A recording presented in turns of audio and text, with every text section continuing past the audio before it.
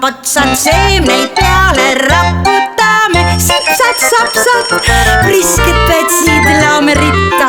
Üks läks viltu, mis seal ikka. Ahjus koori kulda tekib, see ju meie lemmik pehmik. Ema, kas ma tohin nad kohe kõik ära süüa? Ei, jäta ikka Karukatile ja Karumatile ka. Nad tulevad koolist, nad on väga näljased.